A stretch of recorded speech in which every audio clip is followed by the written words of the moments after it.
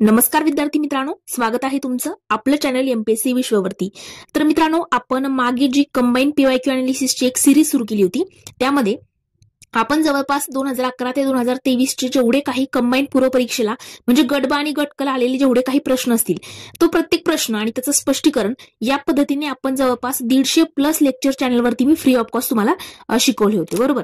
मग आपण सगळे लेक्चर बघितल्यानंतर आता आपण काय करणार आहोत की त्या बुकमधून आपल्याला एक्झॅक्ट किती प्रश्न या पूर्व 2024च्या पूर्व परीक्षेला आलेले आहेत ते आपण बघणार आहोत स्टेप बाय स्टेप। सगळ्यात पहिला जो आपला सब्जेक्ट आहे पॉलिटी, आपण पॉलिटीला का सुरुवात करतोय, पॉलिटीचं जास्त काही कन्फ्युजन नसतं, आयोगाची आन्सर की जरी आली तरी ते प्रश्न ते करेक्ट असणार आहेत, कारण कलमावरती घटना दुरुस्त्यांवरती प्रश्न आहेत। आणि पॉलिटी असा विषय असतो ज्यामध्ये आउट ऑफ सगळ्यांना येतात आणि त्याच्यामध्ये जास्त काही किचकट प्रश्न वगैरे नसतात। जरी आन्सर की वगैरे दुसरी जरी आन्सर की आली नंतर तरी ते प्रश्न वगैरे त्याचे उत्तर काही चेंज होणारे नाही, त्यामुळे आपण अगोदर पॉलिटी घेतोय।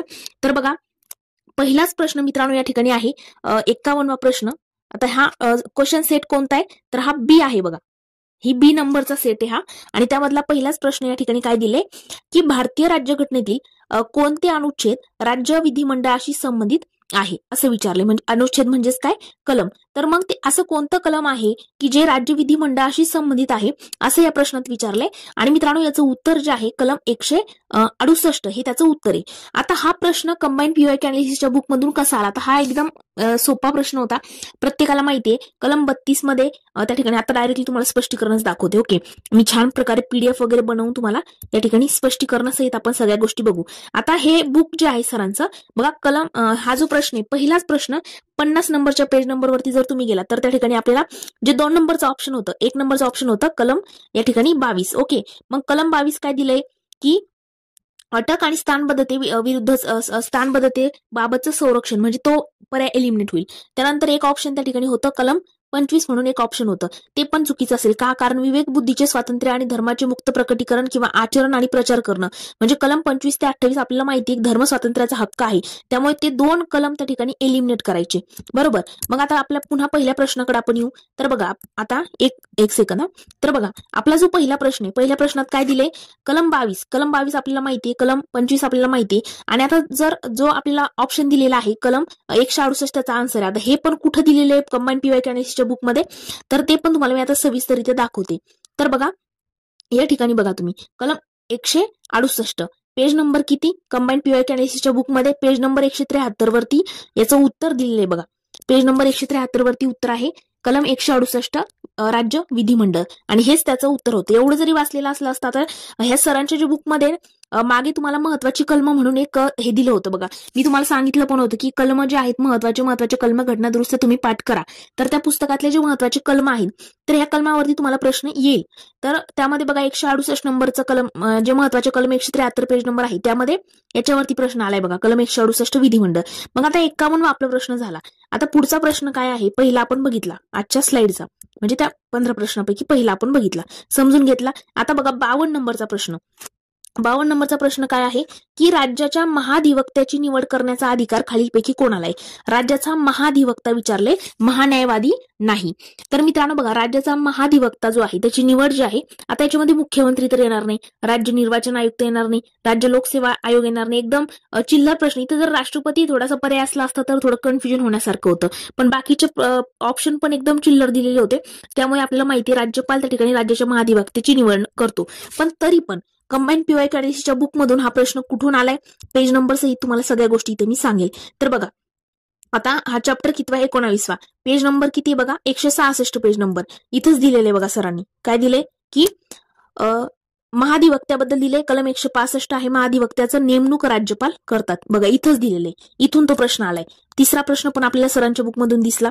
आता बघा पुढे पुन्हा एकदा आपण आता मागे जाऊयात, तर आपला कोणता प्रश्न, राज्याच्या त्या महाधिवक्त्याचा आपण बघितलं। ओके, तर आता नेक्स्ट जो प्रश्न आहे आपला तो आहे 53 नंबरचा। आता हा प्रश्न पीवायक्यू आहे, तुम्ही जर लेक्चर मागे बघितलं असेल तर कंबाईन पीवायक्यू अनालिसिसच्या लेक्चरमध्ये मी तुम्हाला एक ट्रिक सांगितली होती, MKT आणि AUB अशी सांगितली होती। मी म्हटलं होतं की मी ह्या ट्रिकने लक्षात ठेवलंय, माझं लक्षात राहिलंय, तुम्हाला जर राहत नसेल तर तुम कब या ट्रिकने तुम्ही लक्षात ठेवू शकता, हे पण सांगितलं होतं। काय MKT AUB ठेवा म्हटलं किंवा मग तुम कब ही पण ट्रिक आहे म्हटलं होतं, त्याची आणि सुद्धा तुम्ही लक्षात ठेवू शकता. मग आता तुम्ही कोणत्या ट्रिकनुसार लक्षात ठेवलं ते माहित नाही, त्याच्यावरती प्रश्न आलेला आहे. आणि हा प्रश्न सुद्धा कंबाईन पीवायक्यू अनालिसिसच्या बुकमधून आलेला आहे. तो कुठून आलाय आता मी तो तुम्हाला सांगते बघा. तुम्हाला पेन्सिलने टिकमार पण करून दिलं होतं आणि सांगितलं होतं की हा प्रश्न इथून म्हणजे इथून प्रश्न येईल असं नाही, पण आलेले आहे त्याच्या मागे. आणि हे लक्षात ठेवा बघा. आता पेज नंबर किती आहे? 90 पेज नंबर आहे बघा. 90 पेज नंबर आहे आणि याच्यामध्ये दिलेलं आहे बघा की सध्या 6 राज्यामध्ये विधान परिषद आहे असं सांगितलंय. आणि हे बघा MKTAUB हे लिहिलेलं सुद्धा असेल, तुम्ही मागचं लेक्चर एकदा चेक करा. तेव्हाच मी तुम्हाला सांगितलं MKTAUB ही ट्रिक आहे म्हटलं. तर त्यामध्ये बघा महाराष्ट्र, कर्नाटक, तेलंगणा हे सांगितलं होतं सुरुवातीलाच की त्याच्यातले हे पहिले 4 जे आहेत सुरुवाती ट्रिकनुसार, तर ते सांगितलं होतं. तर तेच आपल्याला त्या ऑप्शनमध्ये विचारलेलं त्या प्रश्नामध्ये विचारलेलं आहे. मग आता नेक्स्ट प्रश्न, आता चौथा प्रश्न पण आपण बघितला बुकमधून कसा एक्झॅक्ट विचारला जातोय. मी त्याचे झेरॉक्स वगैरे काढून सुद्धा PDF वगैरे बनवून एकदम पद्धतशीर तुम्हाला या ठिकाणी सांगत आहे. मग आता आपण बघितलं हा प्रश्न पण तिथून होता. आता चौथा प्रश्न म्हणजे 54 नंबरचा प्रश्न, तर तो बघा भारतीय राज्यघटनेच्या कोणत्या अनुसूचीमध्ये प्रत्येक घटक राज्य आणि केंद्रशासित प्रदेशासाठी राज्यसभेतील जागा वाटपाबाबतची तरतूद आहे. आता तिसरी अनुसूची तर कुणी पण कट करेल कारण त्याच्यामध्ये शपथ वगैरे आहे, हे प्रत्येकालाच माहिती आहे. पण ठीक आहे, तरी माहिती नाही कंबाईन पीवायक्यू अनालिसिसच्या बुकचाच तुम्ही रट्टा मारला तर त्याचा सुद्धा ऑप्शन म्हणजे डायरेक्टली प्रश्न विचारला गेलाय आपल्याला. महत्वाच्या सूच्या वगैरे सरांनी दिल्या होत्या. काय दिलं होतं? महत्वाची सूची. हे बघा परिशिष्ट म्हणून एक पेज आहे. परिशिष्टामध्ये बघा मूळ घटनेमध्ये 8 परिशिष्ट, 22 भाग या गोष्टी, पहिली अनुसूची, दुसरी, तिसरी, चौथी. मग इथे आपल्याला दिलेलं आहे बघा की चौथी अनुसूची, या अनुसूचित राज्य आणि केंद्रशासित प्रदेशांना राज्यसभेमध्ये नेमून दिलेल्या जागांची तरतूद आहे. आणि याच्याच वरती तो प्रश्न विचारलेला होता. आणि त्या प्रश्नाचा पेज नंबर किती? 170 पेज नंबर वरती तो प्रश्न तुम्हाला कंबाईन पीवायक्यू अनालिसिसच्या बुकमध्ये होतेच. किती पॉलिटीचे किती पेज होते, त्याच्यातूनच तुम्हाला 13 प्रश्न तुमच्या याच्यातून सॉल्व्ह होत आहेत. आणखी किती पाहिजे बुकमधून तुम्हाला?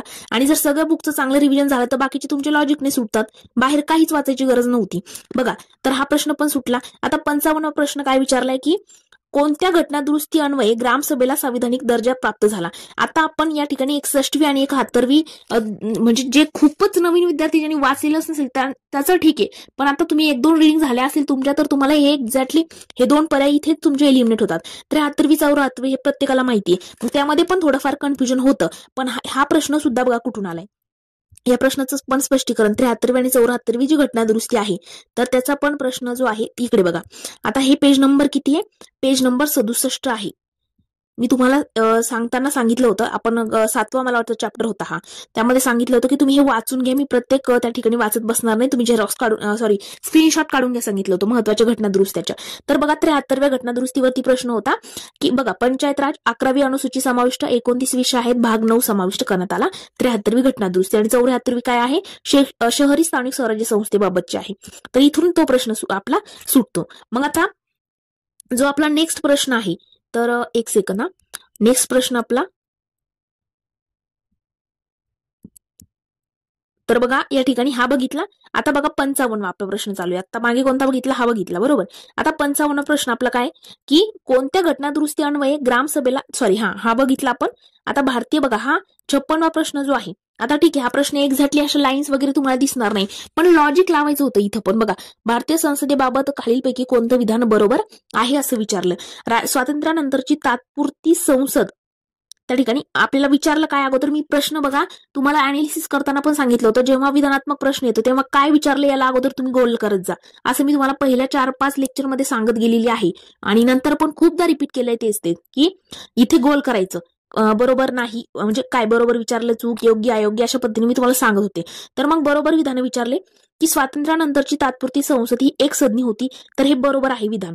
आता तुम्ही जर चांगलं वाचलेलं असेल किंवा संकल्पना तुमच्या क्लिअर असतील तरी तुम्ही म्हणजे लॉजिकनी सुटण्यासारखा प्रश्न होता, काही रट्टा मारून करण्यासारखं नाही. आता तुम्ही म्हणाल एक्झॅक्ट हे 2 सेंटेन्स त्या बुकमध्ये आहे का, तर असं मिळणार नाही. पुढे आहे राज्यसभा सदस्यांचा कार्यकाळ हा अमेरिकन सिनेटच्या सदस्याप्रमाणे आहे. तर मित्रांनो हे दोन्ही जे आहेत हे दोन्ही बरोबर आहेत. आता नेक्स्ट प्रश्न आपला काय आहे की 57वा प्रश्न, घटनेतील अनुच्छेद 154 प्रमाणे घटनेचे त्या ठिकाणी घटनेने राज्याचे सर्व कार्यकारी अधिकार जे आहे ते कोणाकडे सोपवले? तर मित्रांनो बघा कलम 154 बद्दल विचारले की राज्याचे जे काही सर्व कार्यकारी अधिकार आहेत ते कुणाकडे सोपवले, तर याचं उत्तर राज्यपाल आहे बरोबर. आता 153 प्रत्येकाला माहिती 153 व कलम आहे, राज्याचे राज्यपाल, 154 आहे कार्यकारी अधिकार त्याच्याकडे असतील. पण ठीक आहे, तरी जर बुकमधूनच बघायचं असेल तर हा प्रश्न एक्झॅक्ट आलेला आहे बघा, तो पण आपण बघूयात. तर या ठिकाणी विधिमंडळ आपण बघितलं. हे बघा विधानमंडळ जो आपण टॉपिक बघितला होता, तर 11वा टॉपिक आहे. पेज नंबर आहे बघा 85. इथंच तुम्हाला त्याचं उत्तर मिळेल. काय दिलेलं आहे? कलम 154 राज्याचे कार्यकारी अधिकार राज्यपालांच्या हाती असेल. इथं राज्यपालांबद्दलची कलम आपल्या दिली बघा. राज्यपाल यांच्याबाबत आपण कलमानुसार थोडक्यात माहिती बघू. त्यामध्येच दिलेलं आहे. मग कलम 153, 54 मी सांगितलं पण होते, हे कलम पूर्ण चांगले करा. कलमावरतीच अर्धे प्रश्न सुटतात. आता पुढे बघा पुढचा प्रश्न आपण बघूया. एक सेकंद. कोणता प्रश्न बघितला आपण? यस, हा प्रश्न झाला. आता बघा पुढे जिल्हा न्यायाधीशाची नियुक्ती. आता हा प्रश्न जो आहे, तर आपण आता जी करंटची मी रिलेटेड आता नवीन सिरीज सुरू केली बघा. करंटची 2024च्या करंटची मी सिरीज सुरू केलेली आहे. जे मेंबर्स आहेत चॅनलचे त्यांना ते लेक्चर डेली दिसतात. तर त्यामध्ये आपण सर्वोच्च न्यायालयाचा वर्धापन दिन बघितला. त्याबद्दलच करंट रिलेटेड मी सांगितलं की तुम्ही सर्वोच्च न्यायालय, उच्च न्यायालय आणि जिल्हा न्यायालय जे आहे ते म्हणजे कनिष्ठ न्यायालय वगैरे करून जा. त्याच्यावरती बेसिक प्रश्न येऊ शकतो. तर बघा प्रश्न काय आलेला आहे की जिल्हा न्यायाधीशाची नियुक्ती जी आहे ती डॅश डॅश द्वारा द्वारे होते. आता मित्रांनो, जिल्हा न्यायाधीश म्हटल्यावर राज्याचे मुख्यमंत्री येणार नाही, राज्य लोकसेवा आयोग येणार नाही. हे बेसिक 2 प्रश्न म्हणजे 2 ऑप्शन एकदम चिल्लर होते, ते लगेच कट होत होते. ओके, मग आता इथं जिल्हा न्यायाधीशाची नियुक्ती आपल्याला माहिती आहे. सर्वोच्च न्यायालयाच्या न्यायाधीशाची नियुक्ती कोण करतं, उच्च न्यायालयाच्या न्यायाधीशाची कोण करते, त्यांना पदावरून दूर कोण करतं, हे तुम्हाला सगळा डिफरन्स माहिती आहे. पण जिल्हा न्यायालयाच्या बद्दल इथं विचारलंय, तर त्याचं उत्तर एक्झॅक्ट या ठिकाणी काय असेल? उत्तर राज्याचे राज्यपाल जे आहेत तर ते काय करतात? जिल्हा न्यायाधीशाच्या त्या ठिकाणी जिल्हा न्यायाधीश जे असतात त्यांची नियुक्ती राज्याचे राज्यपाल करतात. बेसिक प्रश्न होता, जास्त काही अवघड नव्हता. आता 59वा प्रश्न तुम्ही बघा.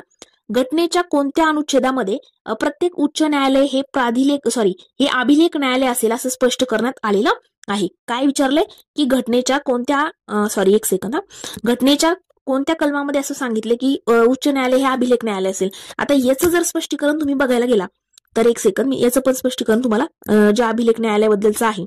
तर बघा आपल्याला महत्वाची कलम आपण बघितले. महान्यायवादीबद्दल बघितलं. एक सेकंद, याचं सुद्धा उत्तर तुम्हाला या ठिकाणी याच पुस्तकामध्ये पेज नंबर सहित मी तुम्हाला सांगेल. तर बघा घटनेतील भाग जे आहे तर याच्यामध्ये आपल्याला काय विचारलं? अभिलेख न्यायालय. आता आपल्याला याच्यावरूनच हा प्रश्न सुटतो बघा. इकडे बघा, इथं दिलंय उच्च न्यायालय, बरोबर. कलम राज्य सरकारमध्ये कलम 152 ते 237 त्यामध्ये एकदम बेसिक आपल्याला जसं की राज्यसेवा पूर्व परीक्षेचा 2024चा जो पेपर होता मित्रांनो, त्यातला पण एक प्रश्न इकडे रिपीट झालाय. कोणता? भारताच्या निर्वाचन आयोगाबद्दल. तिकडे काय विचारलं होतं की निर्वाचन आयोगावरचं कलम कोणतं? त्यामध्ये ऑप्शन काय होतं? कलम 324 ते 329 असं होतं. आणि कंबाईनला काय आलं? फक्त कलम 324. एवढाच त्याच्यामध्ये बदल झालेला आहे.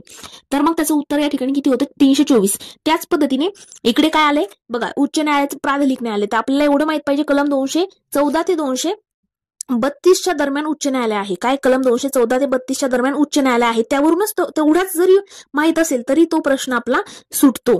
काय प्रश्न होता तो? की प्राधिलेख न्यायालय, बरोबर. मग आता बघा किती सोपा प्रश्न तो होता आणि त्यावरून सोडतो. कलम 315 ते काय म्हटलं मी? 215 पासून. तर मग आपल्याला माहिती पाहिजे कलम 215 आहे त्याचं. ओके, 214 ते किती? तर मग आपल्याला विचारलं होतं उच्च न्यायालयाचा अभिलेख न्यायालय. याच्यावरूनच हा प्रश्न सुटत होता, अभिलेख न्यायालय. तर आता त्यानंतर बघा पुढे मुंशी अय्यंगार सूत्र कशाशी संबंधित? तर याचं उत्तर काय आहे? याचा भाषा समस्या त्याचं उत्तर आहे. त्याच्याशी संबंधित होता मुंशी आणि अय्यंगार सूत्र. त्यानंतर 61वा प्रश्न. आता 61वा प्रश्न जो आहे तर भारतीय संविधानामध्ये खालील अनुच्छेदानुसार निर्वाचन आयोगाची तरतूद बघा. तर मग आपल्याला हा प्रश्न राज्यसेवा पूर्वला काय विचारलं? म्हणजे ऑप्शन मध्ये फक्त कलम 324 ते 329 असं दिलेलं होतं आणि इकडे काय दिले? फक्त 324 दिले. एवढाच फरक आहे. पण हा पण प्रश्न बघा एक्झॅक्टली याच्यातूनच विचारलेला आहे. तर तो पण आपण बघू. कशाबद्दल आहे? निर्वाचन आयोगाबद्दल, बरोबर. तर आता निर्वाचन आयोगाचं सुद्धा बघा याच्यामध्ये दिलेलं होतं आपल्याला. आपण हे पूर्ण स्पष्टीकरण सुद्धा बघितलेलं आहे. तर एक सेकंद आपण बघूया. हे बघा पेज नंबर किती आहे? तर पेज नंबर 174. पेज नंबर 174 वरती इथं दिलेलं आहे कलम 324 निवडणूक आयोग स्थापन करणं. बघा कलम 324 निवडणूक आयोग, 325 मतदार यादी समाविष्ट करणं वगैरे. हे पण प्रश्न जो आहे हा पण प्रश्न एक्झॅक्टली याच पुस्तकातून आलेला आहे. जवळपास मित्रांनो 13 प्रश्न तुम्हाला याच पुस्तकातून दिसतील आणि याची चांगली रिव्हिजन असेल तर लॉजिकने तुमचे बाकीचे जे 2 प्रश्न आलेले आहेत ते सुद्धा सुटतात. आता त्यानंतरचा प्रश्न आपण बघू. आपण कोणता बघितला? यस. आता 62 नंबरचा. आता हा प्रश्न, भारतातील पहिल्या महिला मुख्य निर्वाचन आयुक्त कोण, असं विचारलं. याचं उत्तर V.S. रमादेवी आहे. आता जो आपण युट्यूबवरती सगळेजण सांगतात की तुम्ही लॉजिकने एखादा ऑप्शन जर जास्त डिफाईन केलेला असेल तर ते उत्तर असतं, या लॉजिकने काही जणांनी केलं असेल तर ठीक आहे, त्यांचं उत्तर बरोबर आलं. बरोबर, तेच होतं. V.S. रमादेवीच त्याचं उत्तर आहे. पण कंबाईन PYQ अनालिसिसच्या बुकमध्ये सुद्धा आपण ह्या गोष्टी बघितलेल्या आहेत. लेक्चर तुम्हाला बघितले नसतील तर तुम्ही ते लेक्चर बघा. तर बघा, याच बुकमधून तो पण प्रश्न आलेला आहे. त्यामध्ये माहिती जी आहे हे बघा, इथे पेज नंबर किती आहे? पेज नंबर आहे 91 पेज नंबरवरती बघा दिलेला आहे याच्यामध्ये की कुठे गेलं हे बघा, निवडणूक आयोगाच्या पहिल्या महिला मुख्य निवडणूक आयुक्त.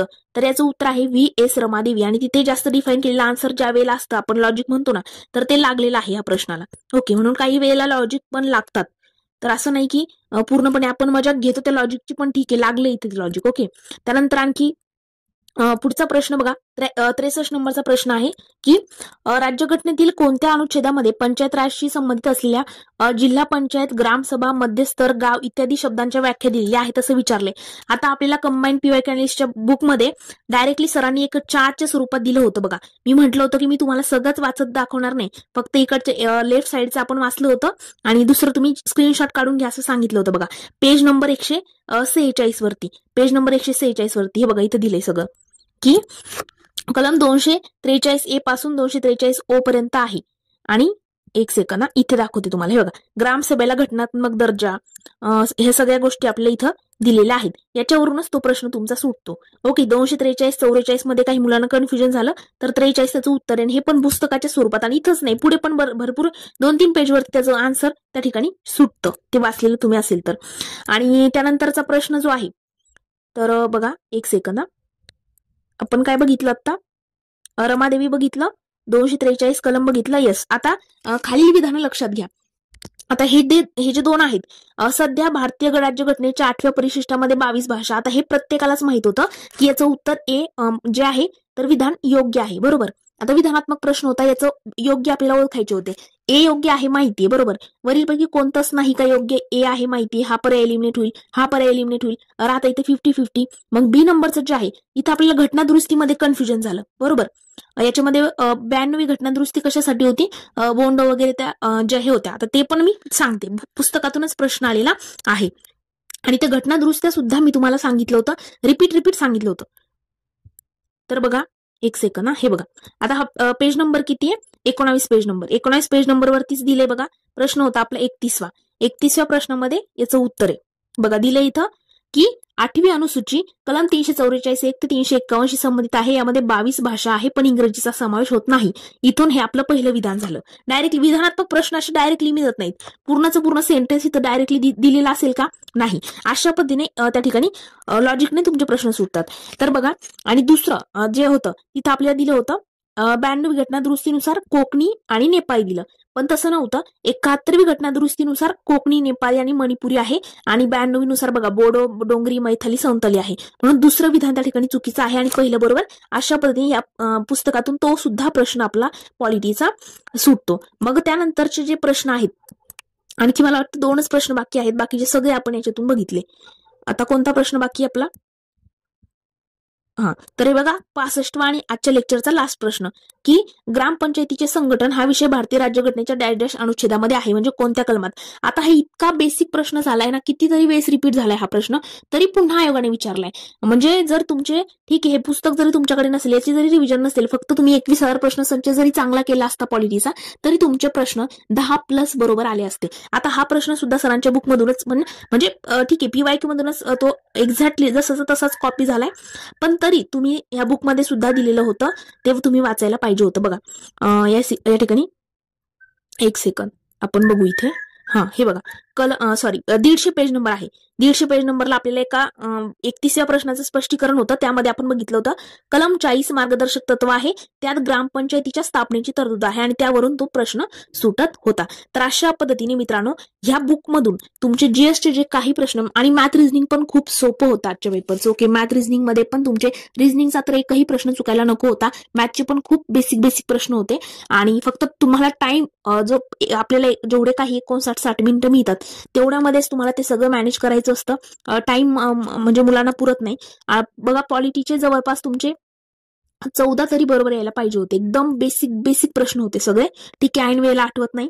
त्यानंतर मॅथ पण खूप सोपा होता. आता तसंच आपण बाकीचे भूगोल वगैरे सगळे विषय बघणार आहोत की याच्यातून किती प्रश्न जवळपास आले आणि नंतर एक कंबाईन म्हणजे पूर्ण टोटल प्रश्न घेऊन आपण बघूयात की जेवढे काही जीएसचे सब्जेक्ट आहेत तर जीएस मधून किती प्रश्न जे आहेत जवळपास म्हणजे मॅथ रिझनिंग 20 सोडलं तर त्या 80 प्रश्नांपैकी किती प्रश्न या कंबाईन पीवायक्यू अनालिस्टच्या बुकमधून आले एवढं आपण या ठिकाणी बघणार आहोत. तर पॉलिटीचं आपण बघितलं. आय होप की तुम्हाला हे लेक्चर आवडलं असेल. लेक्चर जर आवडलं असेल तर लाईक कमेंट मित्रमैत्रिणींसोबत सुद्धा नक्की शेअर करा जेणेकरून प्रत्येकाला या लेक्चरचा फायदा होईल आणि त्यांच्यापर्यंत सुद्धा आता आयोगाचे आन्सर की वगैरे आल्यावर तर बघू.